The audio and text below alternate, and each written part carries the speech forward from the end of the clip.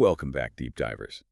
Today, we're taking a shortcut to being well-informed about a figure often overlooked in the grand narrative of American history, yet whose decisions were absolutely pivotal in shaping the nation. We're talking about James Buchanan, the 15th President of the United States. We've got a stack of fascinating sources, historical accounts, biographical analyses, all sorts of things. Right. And our mission, really, is to cut through the noise, give you the unvarnished truth, and understand why Buchanan consistently ranks among the most, well, controversial figures in the Oval Office. Indeed. Our mission today is definitely to unpack the life and presidency of James Buchanan. He was a man who served during a period of, well, intense national division, and his actions, or maybe his inactions, they're still debated by historians today. Yeah, you might know him as, consistently ranked among the worst presidents. That's the common perception, yes. But we're going to try and understand why and how he earned that legacy, drawing directly from these historical accounts you've got there. We have a really comprehensive look at his life, starting right from his humble beginnings in Pennsylvania, all the way to his final years defending his reputation. It's a fascinating deep dive into a man who was just deeply entwined with the issues that led to the American Civil War. Absolutely. So get ready for some surprising facts and some critical insights that might even challenge what you thought you knew about him. And the core question we'll explore, I think, is how a career politician, someone deeply experienced in law and diplomacy, I mean, this wasn't his first rodeo. Not at all. Decades of experience. Exactly. How did he find himself presiding over a nation on the absolute brink of collapse? And why, despite his stated intentions, did he fail so spectacularly to reconcile its fractured parts? Was he just, overwhelmed by history? Or did his own approach, maybe his deep life and constitutional literalism and non-interference, did that actually speed things up, accelerate the disunion he wanted to avoid? That's the key question, isn't it? Let's unpack this. Okay, so let's start at the very beginning. James Buchanan, Jr., born April 23, 1791. He didn't exactly have a silver spoon in his mouth, did he? His origins sound, well, remarkably humble for a future president. Oh, far from it. Buchanan was born in a log cabin, actually, at a place called Stony Batter near Cove Gap, Pennsylvania. A log cabin, really? Yes, he was the second of 11 children and the eldest son. His father, James Buchanan Sr., was a Scotch-Irish immigrant, came over from County Donegal in Ireland back in 1783. And his father's story is quite something. How so? Well, he started out, believe it or not, as an indentured servant, but he quickly became the wealthiest resident in their area, made his fortune as a merchant, a farmer, real estate investor. Wow, that's quite a jump. It really is quite the American dream story for the time. Yeah. And it must have instilled in young James, a strong sense of ambition, financial sense, but also maybe an awareness of social mobility, the self-made man idea. Right, that immigrant tribe. And his mother, Elizabeth Spear, she sounds like she had a really profound influence on him in those early years. She certainly did. Buchanan himself actually credited his early education mainly to her.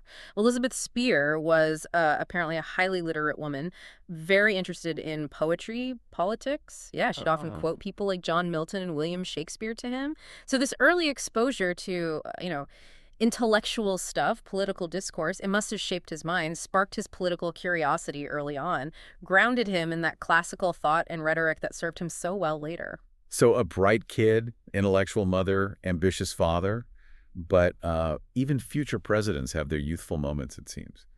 What about Dickinson College? I heard he nearly didn't make it through. Well, yeah, before Dickinson, he attended Old Stone Academy in Mercersburg, then went on to Dickinson College in Carlisle, Pennsylvania. And interestingly, yes, in 1808, he nearly got expelled. Expelled? For what? For disorderly conduct. We're talking things like drinking in local taverns, disturbing the peace, even some vandalism, apparently. Like typical college stuff, maybe. Perhaps a bit more serious back then. But he pleaded for a second chance, promised to reform himself. And, to his credit, he not only stayed, but graduated with honors in 1809.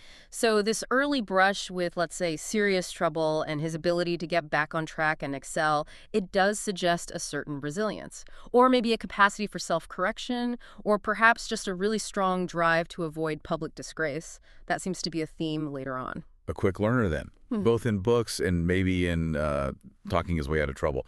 After college, he went straight into law. Was that always the plan? Seems like it. Immediately after graduating, later that same year, he moved to Lancaster, trained for 2.5 years with a highly regarded lawyer, James Hopkins. Okay. And this wasn't just, learning by rote. He really dug into the U.S. Code, the Constitution, legal big names like William Blackstone and his commentaries on English law. So it was rigorous training, laid a very strong, very formal foundation for his legal and later political career, emphasizing precedent, the letter of the law. And his legal career just took off almost immediately.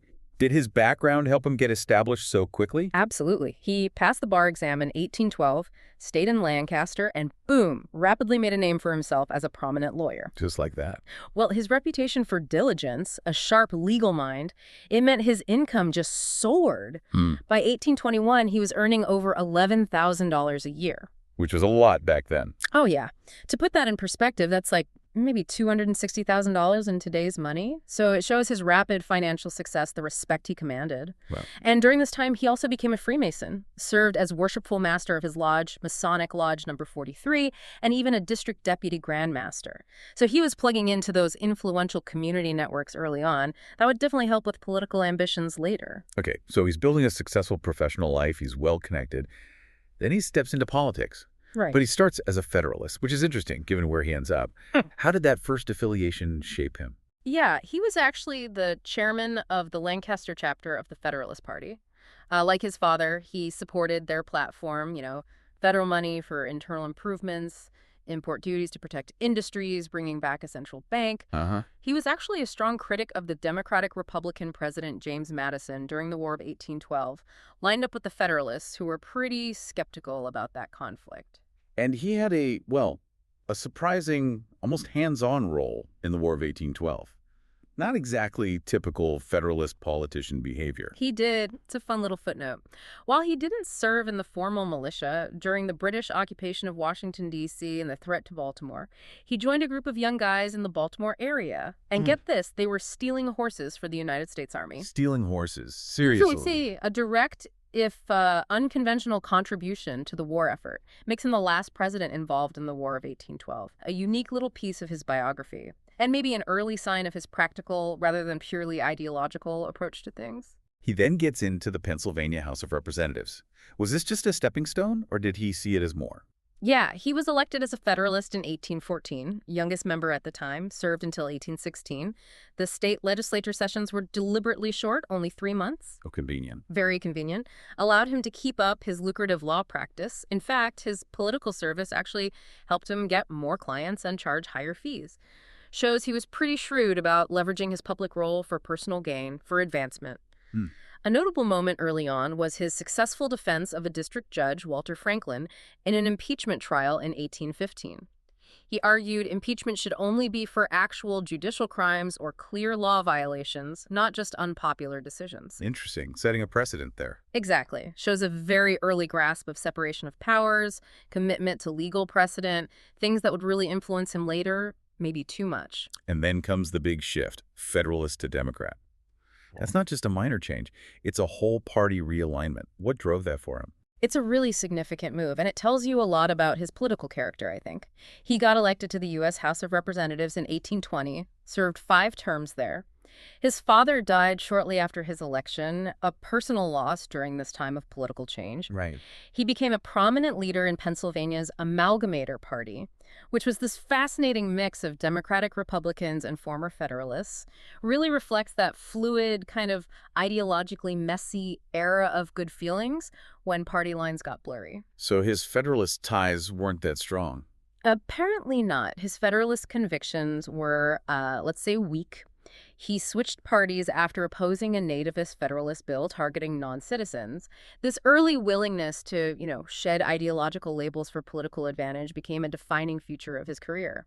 Maybe even tragically so. How so? Well, it suggests his core conviction was often about self-preservation advancement, which paradoxically might have failed him when real, uncompromising leadership was needed later on. So he was a pragmatist, always adapting to the political winds. Precisely.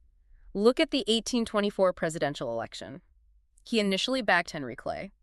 But when Pennsylvania voters overwhelmingly preferred Andrew Jackson, Buchanan quickly switched his support to Jackson. Smart politics, I guess. He joined Jackson's faction after the election loss, securing his spot in the emerging Democratic Party. Although, ironically, Jackson apparently viewed him with contempt.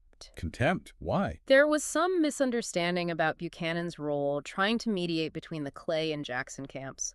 Just shows how quickly alliances shifted, how personal feelings could cloud politics, even among supposed allies. Wow. Held in contempt by the very guy whose faction you're joining. Yeah. But he definitely became a strong advocate for states' rights in Washington, building those key Southern alliances early on.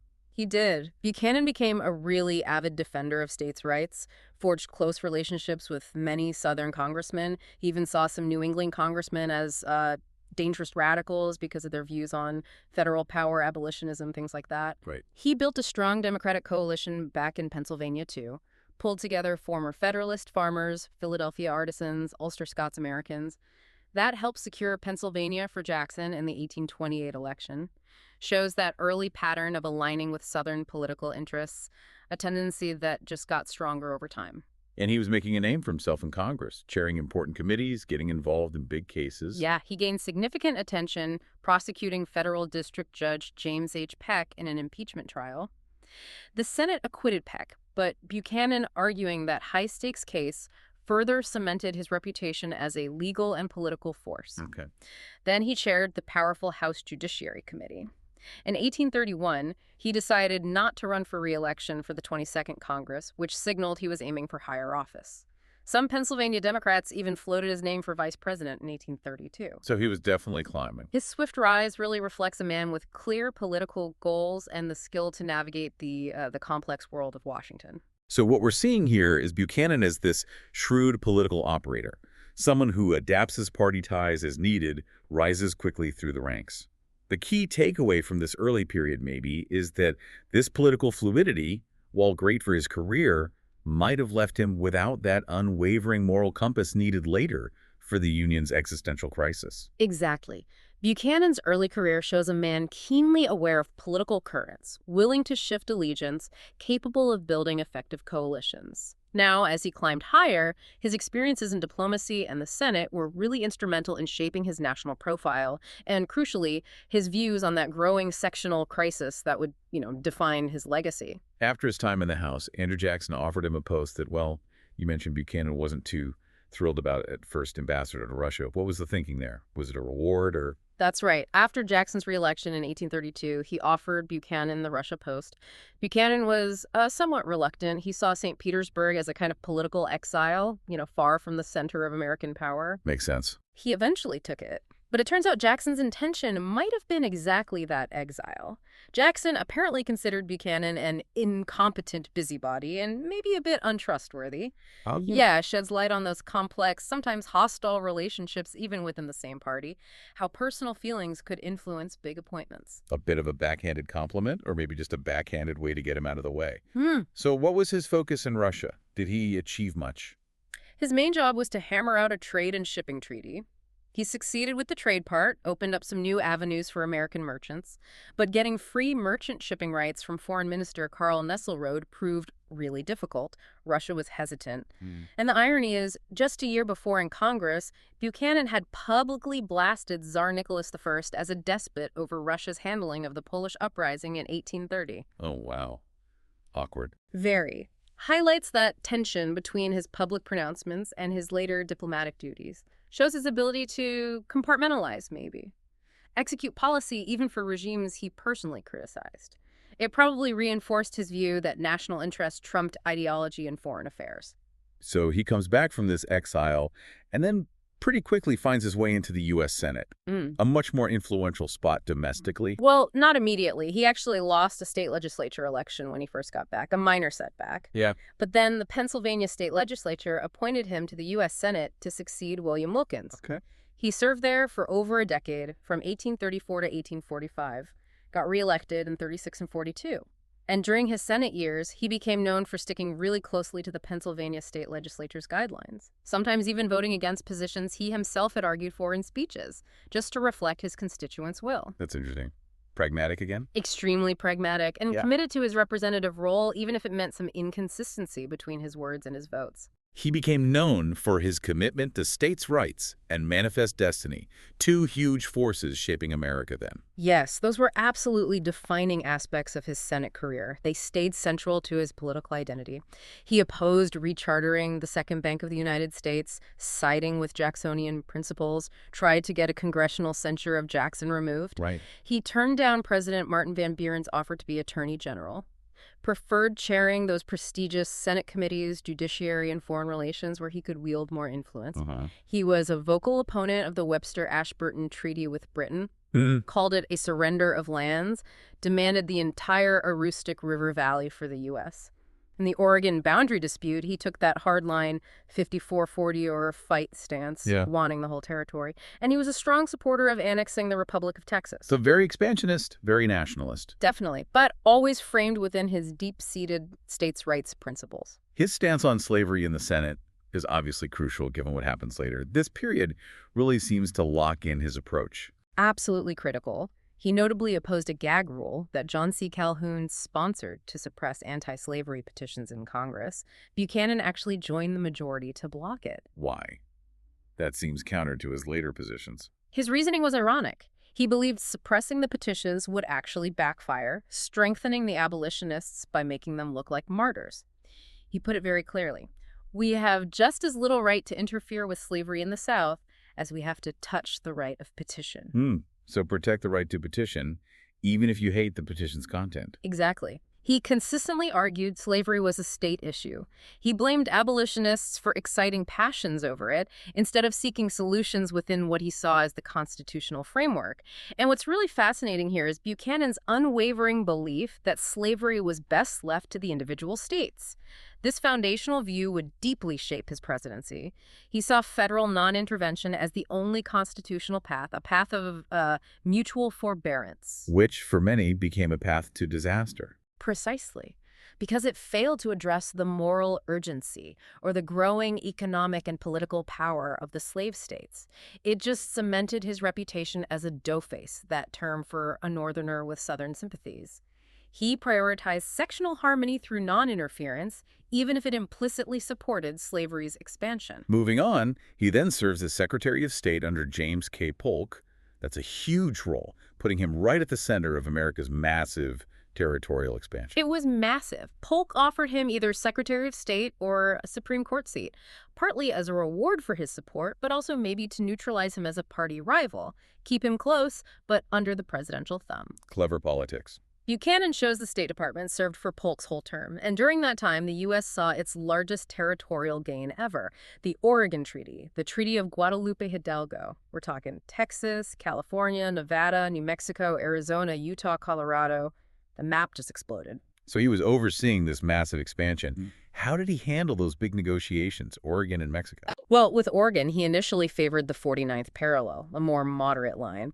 But as Northern Democrats got fired up with the 54-40 or fight slogan, wanting everything up to Alaska, He jumped on board. he adopted that more aggressive position, Again, showing his pragmatism, aligning with popular sentiment. But eventually he followed Polk's lead, and they settled on the 49th parallel in the Oregon Compromise of 1846. Okay, and Mexico. With Mexico, he held a, let's say, dubious view that a Mexican attack on U.S. troops justified the war.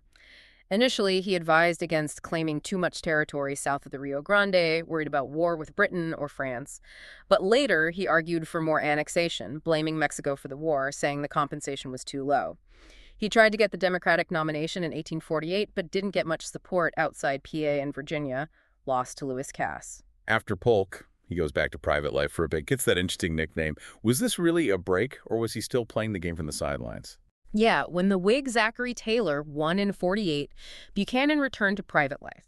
He was getting older, still dressed in that kind of old-fashioned style, which earned him the nickname Old Public Functionary from the press. Northern opponents often mocked him with it, like he was a relic.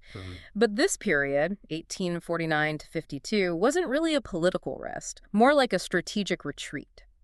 He bought Wheatland, his famous estate near Lancaster, became the center of this large family network, acting as a sort of surrogate father to 22 nieces and nephews, including Harriet Lane, who'd later be his first lady. Ah, right. He also became president of the Board of Trustees of Franklin and Marshall College from 52 to 66, so he kept a public, respectable profile. But private life wasn't really private life for him, was it? Still had his eye on the White House, watching politics closely. Oh, absolutely. He was quietly campaigning for the 1852 Democratic nomination, positioning himself as the guy who could unite the fractured party. What was his pitch? He rejected the old Missouri Compromise, welcomed Congress shooting down the Wilmot Proviso, that proposal to ban slavery in territories won from Mexico. He kept criticizing abolitionism as fanatical, insisted slavery should be decided by state legislatures, not Congress. So doubling down on the states' rights pro-Southern stance? Exactly. His sympathy for the South, consistent since his Senate days, really solidified that dough-face label. He strongly aligned with pro-slavery arguments and constitutional interpretations. But despite his efforts, he couldn't get the two-thirds support needed for the 52 nomination. That went to Franklin Pierce.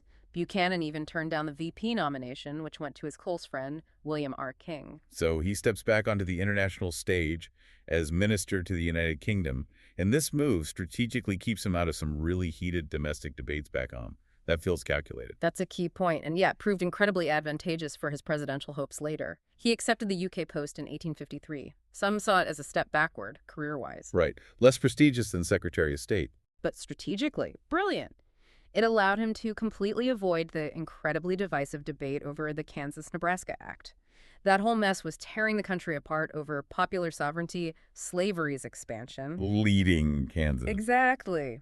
By being abroad, he stayed untainted by the direct fallout, positioned him perfectly as a compromise candidate later on.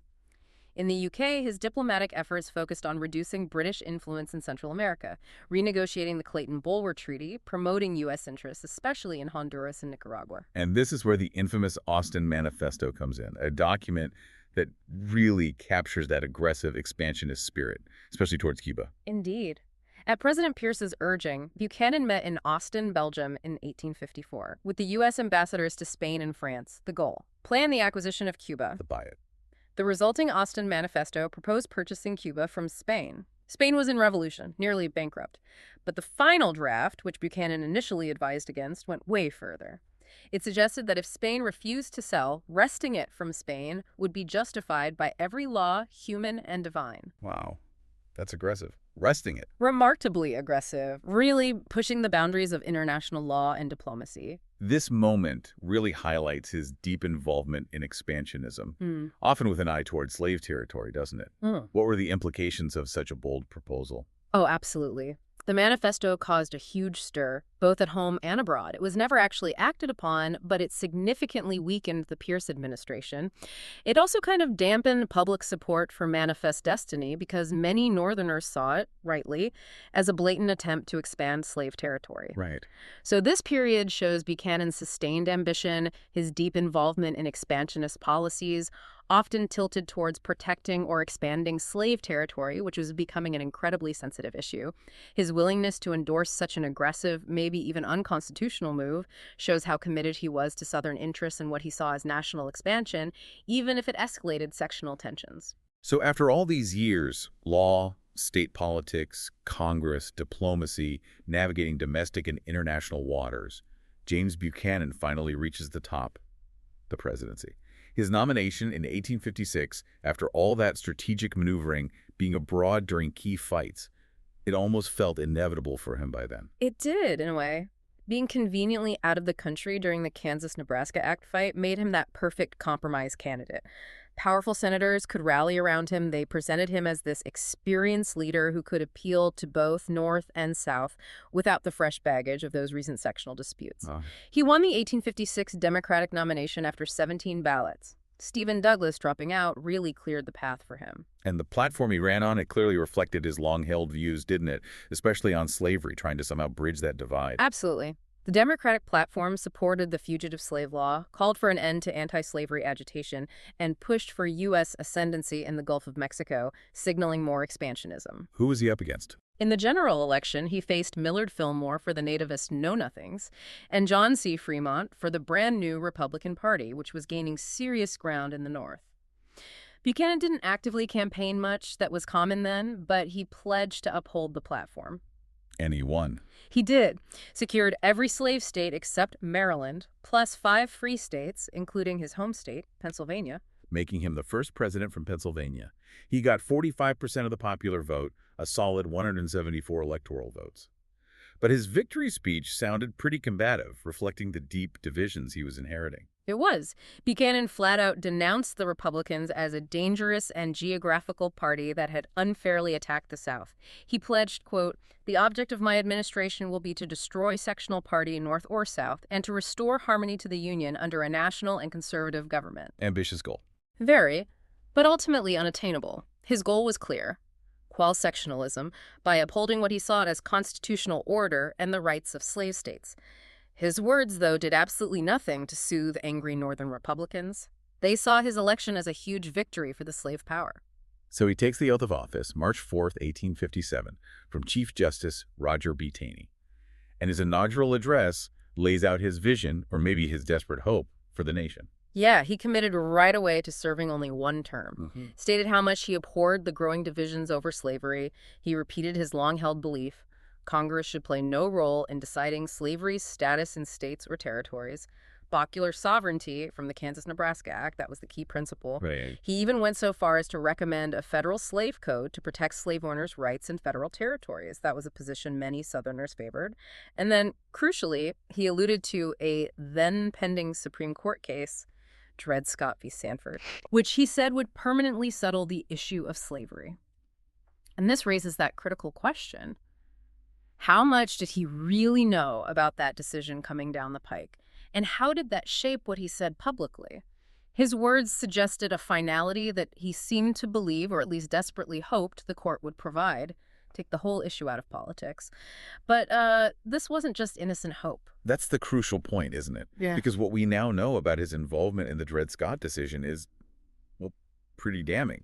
This wasn't just an educated guess. It looks like direct interference. Not at all an educated guess. We now know that Justice Robert C. Grier, who, like Buchanan, was from Pennsylvania, leaked the decision details to President-elect Buchanan before the inauguration. Before. So he knew exactly what was coming when he gave that speech. Precisely. When Buchanan spoke about the impending decision settling everything, he already knew what the court was going to decide. He was essentially prepping the nation for it.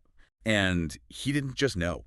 He actively tried to influence its scope, pushing for a broader ruling. That sounds like the executive branch meddling with the judiciary. That's exactly what it looks like. Back in January 1857, he consulted with Justice John Catron, asked about the case's outcome, and subtly suggested that maybe a broader decision, one going beyond just Dred Scott's personal freedom plea, would be more prudent, settle the issue permanently. Okay.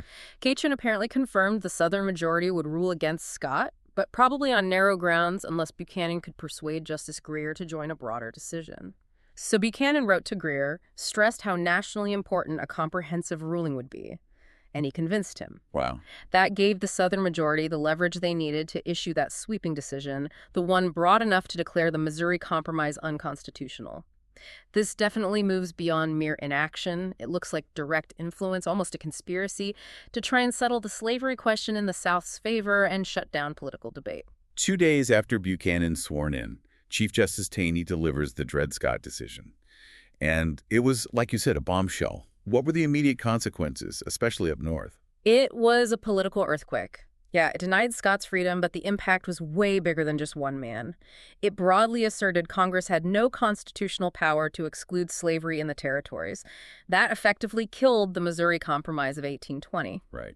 Plus, it stated slaves were property without rights, and that no African American, free or enslaved, could ever be a full U.S. citizen. Buchanan's letters weren't public then, but people saw him talking quietly with Taney at the inauguration. That fueled Republican suspicions of a conspiracy between the president and the Chief Justice to advance slavery. Understandable. This decision, as historian David Blight puts it, was the great pivot on the road to disunion. Why? Because it, quote, stoked the fear, distrust, and conspiratorial hatred already common in both the North and the South to new levels of intensity. It was a major, major disaster. Dramatically inflamed tensions led directly toward the Civil War, completely backfired on Buchanan's hope to end the debate. So he kicks off his presidency with this unprecedented judicial mess, and then his administration faces a whole bunch of other challenges, starting with his own cabinet. He wanted harmony, but it sounds like he got the opposite. Yeah, he aimed for an obedient, harmonious cabinet, but the way he built it was disastrous, deeply imbalanced. Four of his southern ministers were large-scale slaveholders who later joined the Confederacy, Ugh. and the three northern department heads, all dough-faces northerners sympathetic to the South. His goal was clearly to dominate the cabinet with men who agreed with him on slavery and states' rights, ensure loyalty to his vision. But that backfired, too. Of course. It alienated tons of people in the North, especially because he failed to appoint any followers of Stephen Douglas. That just fragmented the Democratic Party even more. He also had a rocky relationship with his own vice president, John C. Breckinridge, right from the start, another sign of those deep ideological splits. He basically created a cabinet more aligned with Southern secessionist thinking than national unity. And then, almost right away, the economy tanks, adding another crisis layer to his early term. What was the Panic of 1857 about, and how did Buchanan handle it? The Panic of 1857 hit in the summer of that year, started with the collapse of the Ohio Life Insurance and Trust Company, triggered by overspeculation in land and railroads, plus a drop in European demand for American farm products. Oof, bad timing. Terrible timing. It spread fast. 1,400 state banks, 5,000 businesses went bankrupt. Northern cities saw massive unemployment, hunger, people demanding relief. The agricultural South, though, with high cotton prices, was initially less affected, which just added to the sectional bitterness. How did Buchanan respond? He blamed it on overspeculation. And sticking to his Jacksonian principles, limited government, hard currency, minimal federal intervention in crises, he restricted paper money, froze federal funds for public works, and refused any kind of economic stimulus or relief efforts. Laissez-faire approach. Completely consistent with his philosophy, but it left many people suffering, drew heavy criticism from those who thought the government should step in. The economy did recover eventually, after a few years, but Buchanan's perceived inaction during the crisis, it just fueled Northern resentment, raised more questions about his leadership. And despite wanting to cut the deficit, the federal budget actually grew 15% during his term. He also had to deal with conflict out west in the Utah Territory. The Utah War, that sounds like a significant military challenge. It was. In the spring of '57, the Latter-day Saints and their leader, Brigham Young, were clashing with federal representatives. There was harassment, violence against non-Mormons. This tragically led to the Mountain Meadows Massacre in September 1857. The Utah Territorial Militia attacked a wagon train, killed 125 settlers. Horrific. Good grief. Buchanan, apparently offended by Mormon militarism and polygamy, and maybe looking for a distraction from the mess back east, authorized a military expedition, sent 2,500 troops to replace Young as governor. Did it come to fighting? The Mormons resisted initially, destroyed some army property, prepared for a fight. But Buchanan wisely sent Thomas L. Kane, a non-Mormon friend of the Latter-day Saints, who managed to negotiate a peaceful agreement. Buchanan granted amnesty. Federal troops occupied Utah without more bloodshed. So it ended peacefully, but was the initial military response necessary?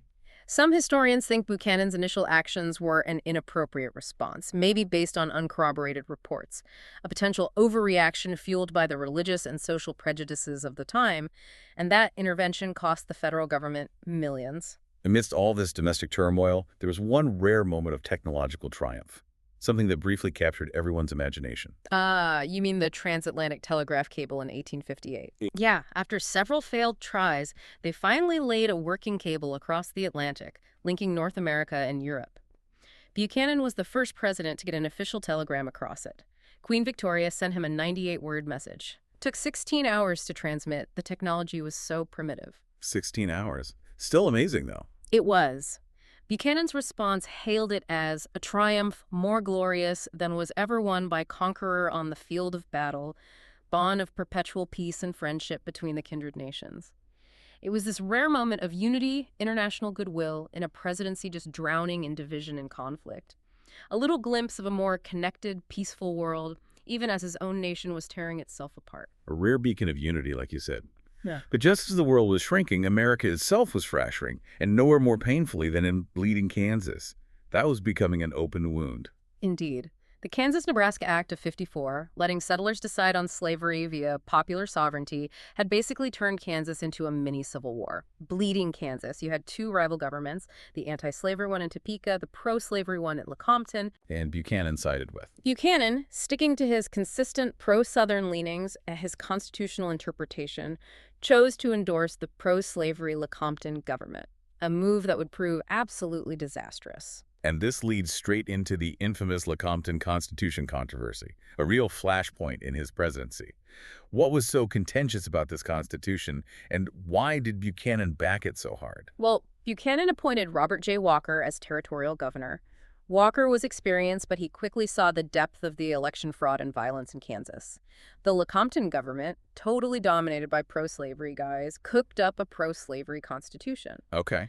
But the proposed referendum on slavery, it was deeply flawed. Even if voters rejected slavery on paper, existing slaves and their kids would still remain enslaved. So there was no real way for the anti-slavery majority to actually prohibit slavery. They rightly boycotted the referendum as a total sham. But Buchanan accepted it anyway. Despite massive protests from Governor Walker, from former Kansas governors, all attesting to the widespread fraud, Buchanan decided to accept the Lecompton Constitution. He saw it as the legitimate outcome of popular sovereignty, despite all the evidence screaming otherwise. He really pushed this through Congress, didn't he? Even resorting to what some called political bribery. This wasn't just passive acceptance, it was an active campaign. Oh, he went all out. In a December 1857 meeting with his former ally Stephen A. Douglas, Buchanan aggressively demanded all Democrat support admitting Kansas under Lecompton. He sent it to Congress, attacked the revolutionary government in Topeka, used favors, patronage jobs, even offers of cash for votes. It was an unprecedented level of presidential arm twisting. He's at work. It narrowly passed the Senate in March. But then a crucial coalition, Know-Nothings, Republicans, and importantly, Northern Democrats, led by Stephen Douglas, defeated the bill in the House. Douglas again. Why did he oppose his own party's president? Douglas was the champion of true popular sovereignty. He saw the Lecompton Constitution as a total perversion of that principle. It made him a formidable opponent to Buchanan. And this defeat, it created a massive, irreparable split within the Democratic Party, basically sealing its fate, maybe even the nation's. An irreparable one, absolutely. Buchanan reportedly never forgave Douglas for that House defeat, saw it as a personal betrayal. He systematically fired all Douglas supporters from patronage jobs in Illinois and D.C., essentially declared war on a powerful wing of his own party. Wow. He didn't give up on Kansas, though. No, instead of accepting defeat, Buchanan backed the 1858 English Bill. It offered Kansas immediate statehood and public lands if they accepted Lecompton. But Kansans overwhelmingly rejected that in another referendum, cementing their anti-slavery stance. Kansas eventually got admitted as a free state in January 1861, but only after bitter Southern opposition. And if we connect this to the bigger picture, this internal Democratic Party warfare, it was a critical factor in weakening the party, paving the way for a Republican victory in 1860. The whole Lecompton fight became the battleground for control of the Democratic Party. Buchanan, Southern Democrats, and doughfaces on one side, Douglas and Northern Democrats on the other. A fight over principles, really. Buchanan insisted everyone respect the Dred Scott decision as final. Douglas championed popular sovereignty, arguing territories should still get to exclude slavery. Buchanan even actively tried to defeat Douglas's Senate re-election in Illinois in 1858, ran competing candidates against him, a move that, ironically, could have handed the election to Abraham Lincoln. But Douglas won anyway. Douglas still won. But Buchanan's support base shrank to this narrow coalition of Southerners. The Democratic Party was profoundly fractured, unable to unite against the rising Republicans. That fracture was basically a gift to the Republicans. So while the domestic situation was just collapsing around him, Buchanan still had these ambitious foreign policy goals, almost like trying to project strength abroad that he didn't have at home. He did seem to. He launched this ambitious foreign policy, wanted to establish U.S. hegemony over Central America, counter European imperialism, really pushed the Monroe Doctrine. He tried renegotiating the Clayton-Bulwer Treaty with Britain, which limited U.S. influence down there. He also aimed for American protectorates over the Mexican states of Chihuahua and Sonora. And he never gave up on his long-term goal of acquiring Cuba, saw it as vital for U.S. security, economy. But the House blocked most of that, fearing more slave territory. Was he successful anywhere? He did manage to convince the British to cede the Bay Islands to Honduras and the Mosquito Coast to Nicaragua.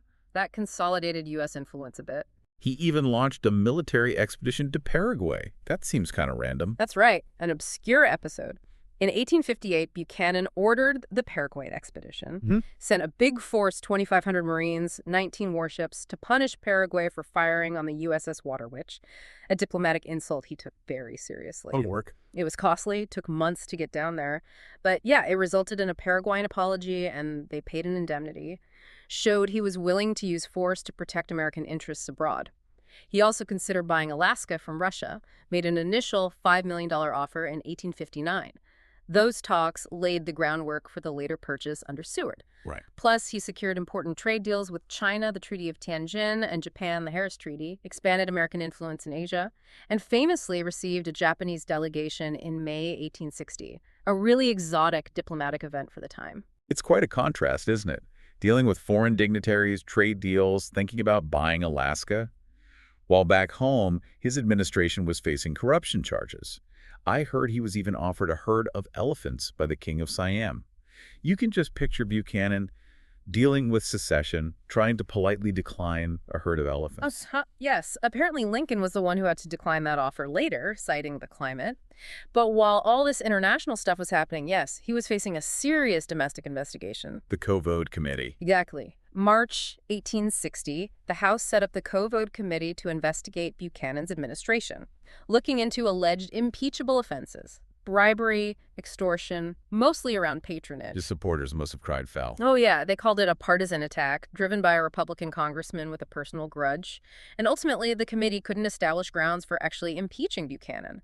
But the majority report, issued in June, alleged widespread corruption and abuse of power among his cabinet. Seriously undermined public trust.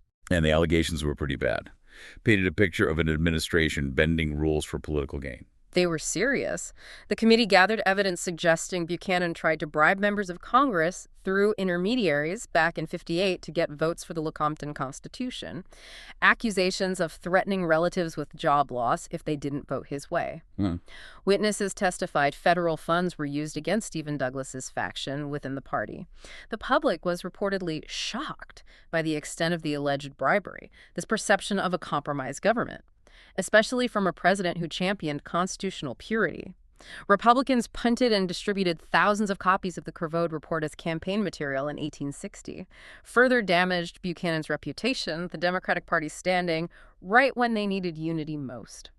So as the 1860 election loomed, he famously decided not to run again. Said he'd be happier going back to Wheatland. He must have known the country was in deep, deep trouble. Yeah, he famously told Lincoln, his successor, "If you are as happy in entering the White House as I shall feel on returning to Wheatland, you are a happy man." At the 1860 Democratic Convention, the party just catastrophically split over slavery in the territories. Right, Douglas versus Breckinridge. Stephen Douglas got the northern nomination, John C. Breckinridge got the southern one. Buchanan, still holding that deep grudge against Douglas, just tepidly supported Breckinridge. This complete fracture of the Democrats allowed Abraham Lincoln, the Republican, to win a four-way race with only about 40% of the popular vote, but a clear electoral college win. Buchanan became the last Democrat to win the presidency until Grover Cleveland, way later, in 1884, marked a profound shift in American politics. With Lincoln's victory, the nation just plunged into crisis, and Buchanan's lame duck period became this time of intense scrutiny and ultimately historical condemnation. This is where many historians say his failure was most acute, right? Absolutely. As early as October, the commanding general, Winfield Scott, seasoned military guy, warned Buchanan that at least 7 states were likely to secede, recommended deploying troops to protect federal property down south. Seems like sensible advice. But Buchanan distrusted Scott, thought he was old and maybe unreliable. He ignored those critical recommendations. He did initially tell his Secretary of War, John B. Floyd, to reinforce Southern forts. But Floyd, a Southern sympathizer himself, persuaded Buchanan to revoke the order, leaving federal installations totally vulnerable. And his December 1860 message to Congress. It didn't exactly calm things down. It seemed to make it worse with mixed messages. Quite the opposite. In that message, Buchanan gave this very legalistic argument. He denied states had the right to secede, called it revolutionary. But then, in the same breath, he maintained the federal government was without power to prevent them from doing it. Wait, what? You can't secede, but we can't stop you? Exactly. And controversially, he blamed the whole crisis on the intemperate interference of the Northern people with the question of slavery. suggested that if northern states didn't repeal their unconstitutional and obnoxious enactments, meaning personal liberty laws blocking the Fugitive Slave Act, then southern states would be justified in revolutionary resistance. Wow. Blaming the North. His only proposed solution, an explanatory amendment guaranteeing slavery in states and territories, strengthening fugitive slave laws. The address got slammed by both North for its weakness and blame shifting, and South for denying secession. Just deepened the sense of paralysis and division. His cabinet started falling apart, too. And there were even accusations of espionage, outright disloyalty from his inner circle. Treasury Secretary Howell Cobb from Georgia resigned 5 days after that address, said his views were irreconcilable with Buchanan's.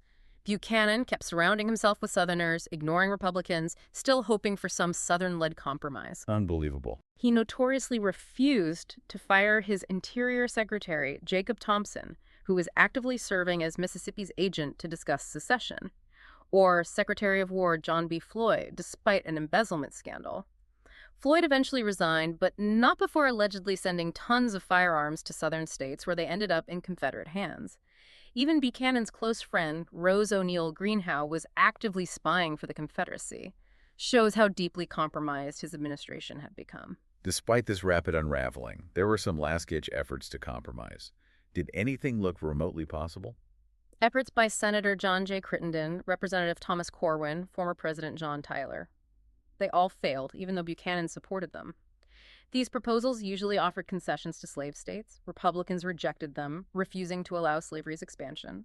Ardent secessionists rejected them as not enough. The deadlock. Total deadlock. Buchanan even secretly asked President-elect Lincoln to call for a national referendum on slavery. A desperate move. Lincoln wisely declined, wouldn't legitimize a question that had already torn the country apart. The Corwin Amendment, barring Congress from interfering with slavery where it existed, actually passed Congress but was never ratified. Just shows how deep the divide was. And then came the Fort Sumter standoff, a direct prelude to war.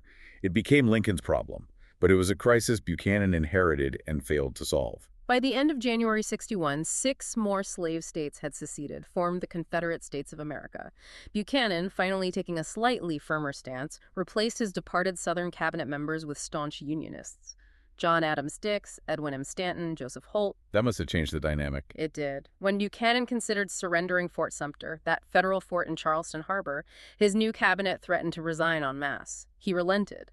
On January 5th, he sent a ship, the Star of the West, to reinforce Sumter with 250 men and supplies. But critically, he failed to ask Major Robert Anderson, the commander at Sumter, for covering fire. Uh-oh. Confederate cannons fired on the ship, forced it to turn back north without delivering anything. Buchanan chose not to respond to this clear act of war, still desperately seeking compromise, left the standoffs unresolved. Anderson's message on March 3rd about dwindling supplies. That landed squarely on Lincoln's desk the very next day as Buchanan's term ended. And this is really where his legacy gets cemented, isn't it? His belief that he couldn't or shouldn't intervene decisively during that critical lame duck period. It's central to how he's viewed. He presided over the nation as it fractured, seemingly paralyzed by his constitutional interpretations, his perhaps naive hope for compromise, allowed the secession crisis to just fester. During his term, Minnesota, Oregon, Kansas were admitted to the Union, but those were totally overshadowed by the looming Civil War, which he basically handed off to Lincoln. So Buchanan leaves office, the Civil War explodes just 2 months later, and he retires to Wheatland, a man vilified by so many. He spent his final years, it seems, trying to make sense of and defend what he did during those tumultuous times. He did. Mostly stayed in his study, reading, writing letters, increasingly isolated from the public. But despite the criticism, the war, he did publicly support the Union and the war effort. Wrote to former colleagues that the assault upon Sumter was the commencement of war by the Confederate States, and no alternative was left but to prosecute it with vigor. Okay, so he did support the Union effort. Yes, he supported Lincoln's draft, the conscription, but he personally opposed the Emancipation Proclamation, citing constitutional violations. Though he never publicly criticized it, probably didn't want to undermine the Union war effort.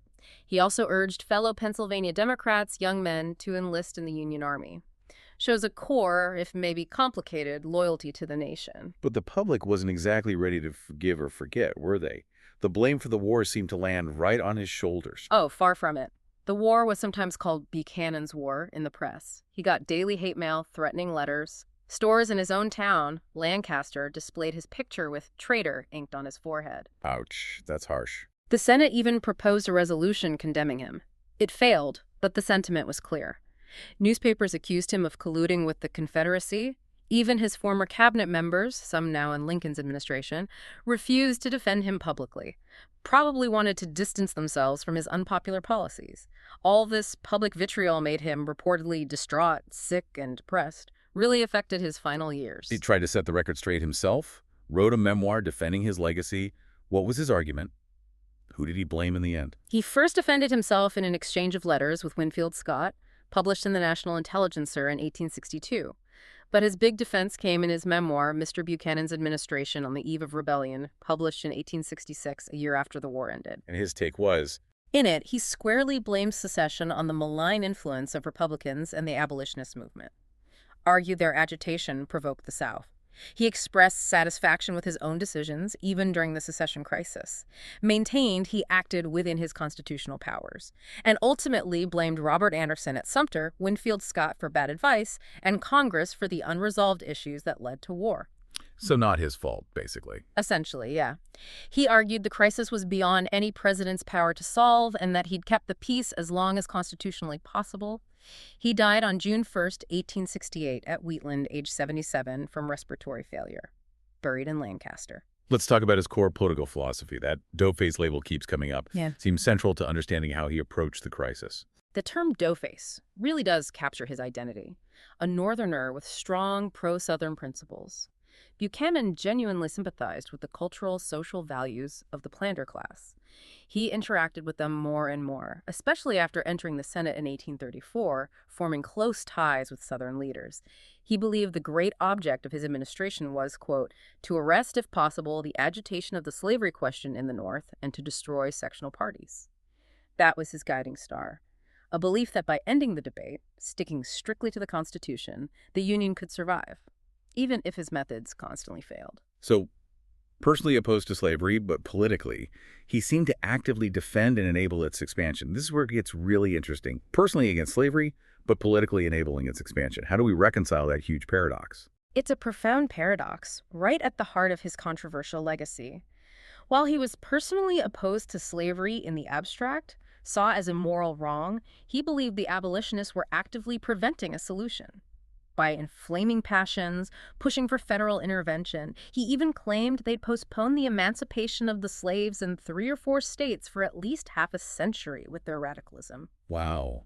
Blaming the abolitionists for slavery continuing. It seems so. He was willing to give slaveholders the benefit of the doubt, even stated in his 3rd annual message that slaves were treated with kindness and humanity, and that philanthropy and self-interest of the master have combined to produce this humane result. Yikes. That hasn't aged well. Not at all. It suggests this deeply conflicted stance. His personal moral reservations were completely overshadowed by his political convictions about states' rights, his desperate desire to save the Union through appeasement and constitutional non-interference. He believed that only through that approach could the agitation stop and the Union survive. He saw the agitation itself as the greater evil, more dangerous than slavery's existence. He also hammered on constitutional restraint, almost to a fault, arguing the federal government just didn't have the power to intervene. That was central to his philosophy, almost an unshakable dogma for him. He believed the Constitution was made of restraints imposed not by arbitrary authority, but by the people upon themselves and their representatives. He emphasized mutual forbearance as the key to keeping sectional jealousies down. And on slavery specifically. He repeated, although in Pennsylvania we are all opposed to slavery in the abstract, we can never violate the constitutional compact we have with our sister states. Their rights will be held sacred by us. Under the Constitution, it is their own question, and there let it remain.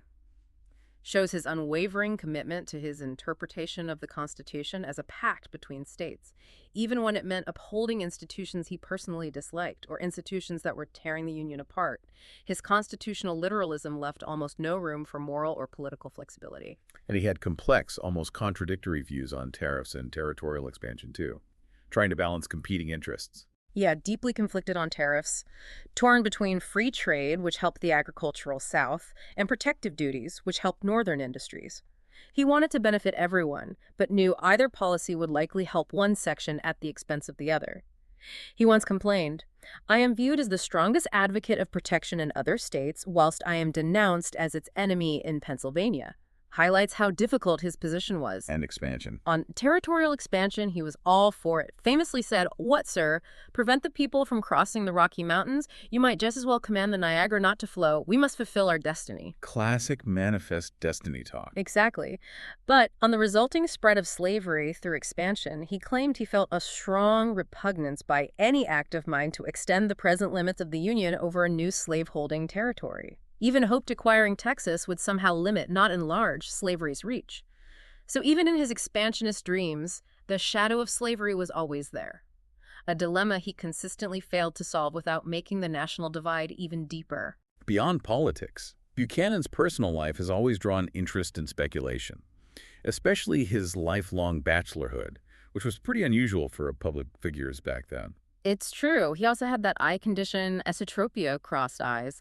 One eye short-sighted, the other far-sighted, led him to tilt his head forward and to the side in conversation, which unfortunately led to ridicule from guys like Henry Clay. Might have made him seem aloof or peculiar to some. And then there's the really tragic story of Anne Caroline Coleman, his lost love. Many point to that as the reason he never married. Yeah, back in 1818, he got engaged to Anne Caroline Coleman, daughter of a wealthy iron manufacturer. But they apparently spent little time together. Buchanan was busy with his demanding legal political work, especially during the Panic of 1819. Rumors started flying that he was involved with other women. Anne heard them, accused him of only being interested in her money. She broke off the engagement, and shortly after, in December 1819, she died inexplicably at just 23 from hysterical convulsions. Historians now think it was likely a laudanum overdose. Tragic. Incredibly tragic. And her family refused Buchanan's request to attend her funeral. He later claimed he stayed unmarried out of devotion to her memory. That narrative kind of took hold. But there's also speculation that her death might have served another purpose, a convenient cover story for his lifelong bachelorhood. Some do speculate that her death merely served to deflect questions about Buchanan's sexuality and bachelorhood, gave him a socially acceptable reason for being single in an era that looked suspiciously at lifelong bachelors. Biographers like Jean H. Baker suggest maybe he was celibate, perhaps even asexual. Others, like James W. Lowen and Robert P. Watson, have more pointedly guessed he might have been homosexual, citing his extremely close relationship with the Alabama politician William Rufus King. William Rufus King, Franklin Pierce's vice president. They lived together for years, right? Yeah. What was that relationship like? How did people see it back then? Yes, Buchanan and King, both lifelong bachelors. They lived together in a Washington boarding house, went to social events together for a decade, from 1834 to 1844. Buchanan himself once called their relationship a communion. They were inseparable. A communion? Andrew Jackson mockingly called them Miss Nancy and Aunt Fancy, common euphemisms for effeminate men back then, suggests their unusually close bond was noticed, maybe subtly ridiculed. Buchanan's own Postmaster General also called King Aunt Fancy and Buchanan's better half, or wife. Wow, that's quite direct. King died 4 years before Buchanan became president. Buchanan described him as among the best, the purest, and most consistent public men I have known. A really profound eulogy. And this raises an important question, doesn't it? How much did his personal life, the societal expectations of the time, influence his political decisions or his public image? We can only speculate, of course. But it's compelling to wonder if maybe the tragic loss of Anne Coleman, the constant scrutiny of his bachelorhood, pushed Buchanan into this almost emotionally guarded, hyper-constitutionalist stance. Perhaps a leader who was less personally reserved, more emotionally connected to the public's anxieties, might have found different ways to compromise. Hard to know. Impossible to know for sure, especially since it's likely their nieces destroyed correspondence between them. But the speculation definitely adds another layer to understanding this man who seemed to struggle connecting with the emotional reality of his fracturing nation. Well, he certainly predicted that history will vindicate my memory, but that hasn't quite happened, has it? He's consistently ranked among the absolute worst presidents. Clearly that hasn't quite happened, no. Historians, scholars, they've consistently ranked Buchanan at or near the bottom since the first rankings came out in 1948. For vision, leadership, domestic and foreign, moral authority, positive historical significance. He's right down there. There's a strong consensus his presidency was a catastrophic failure directly preceding the Civil War. He's often criticized not just for inaction, but for a perceived bias toward the South during that secession crisis. He is. Critics point to his unwillingness or inability to act in the face of secession. See his constitutional rigidity as just paralysis.